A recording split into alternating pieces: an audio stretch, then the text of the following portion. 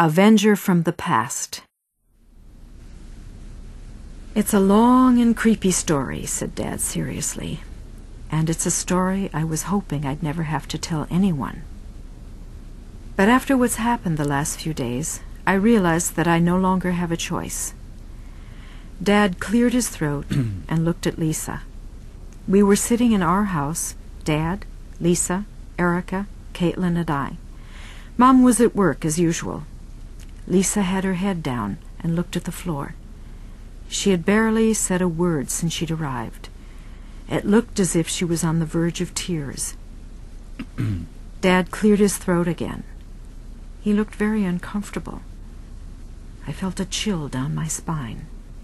Now that I was about to have my questions answered, I wasn't so sure that I wanted to know anymore. But I had to, for Happy's sake. "This is going to sound like a crazy story," said Dad as he looked at us. "But it actually happened. And it seems to be happening again. I'll try to make the story short. It began many years ago with a relative of mine. He owned this ranch and got into a dispute with his neighbor. The quarrel between them ended very badly, and they had a horrible fist fight. The neighbor, a man by the name of Lawrence Hudson, died from his injuries. Before he died, he managed to cast some kind of a curse. He swore that he would return and take revenge on every generation of my forefathers' family. And so he did, several times, until somebody found a way to trap the evil spirit that he had become in a jar. After that, the acts of vengeance ended for a while, until one day when something happened." Dad glanced at Lisa.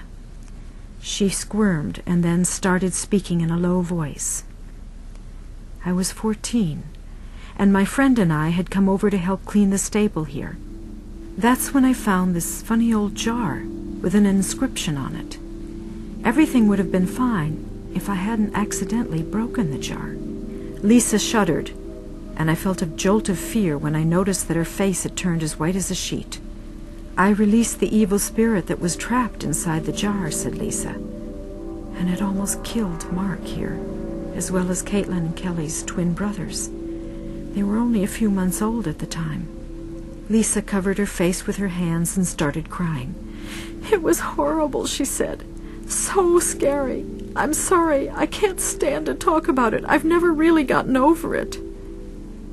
"But you were also the one who came up with the solution that saved us," said Mark, giving her shoulders a squeeze of support.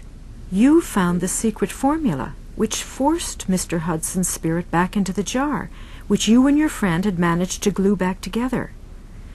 Dad looked up at us.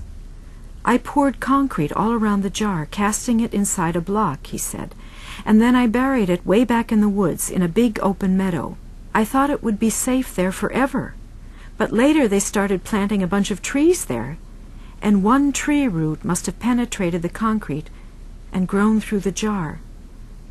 "So now the evil spirit is inside that tree? Is that what you're saying?" asked Katelyn, visibly frightened.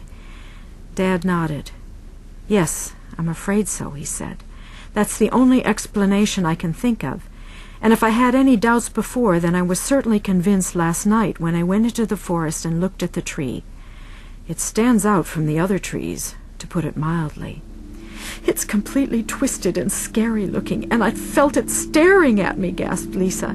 "I know it sounds completely irrational." I looked at Lisa. My heart was beating hard from fear. This was much scarier than I'd thought. "From what I could see," said Dad, "the evil spirit is contained inside that one tree, at least for now.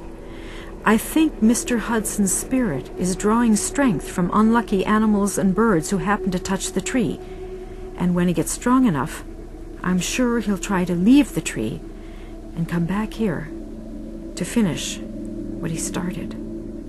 Our living room was well lit and warm, but suddenly I felt as if I was surrounded by something dark and terrifying. The thought of the evil, bewitched tree was scary enough, But if Dad was right, and the evil spirit were to manage to get out of the tree and come to the ranch, no, that must not happen. We had to stop it and somehow find a way to save Happy and Dino. But how? I didn't have a clue. I only knew that no matter how scared I was, I had to try.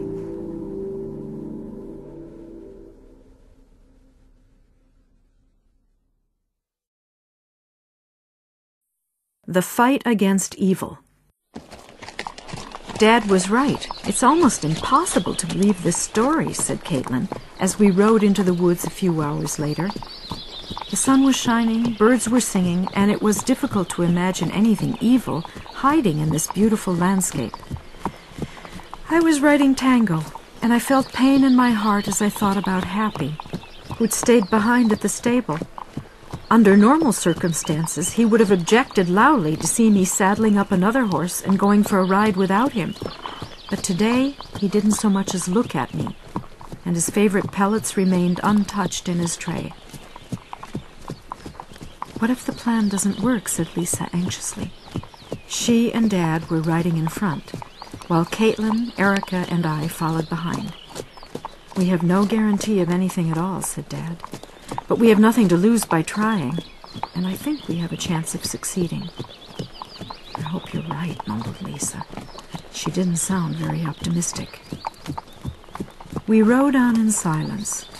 I started feeling a little sick at the thought of seeing the horrible tree that sucked the spark of life out of innocent animals. "We're getting close," said Dad after a while, as he turned around in the saddle.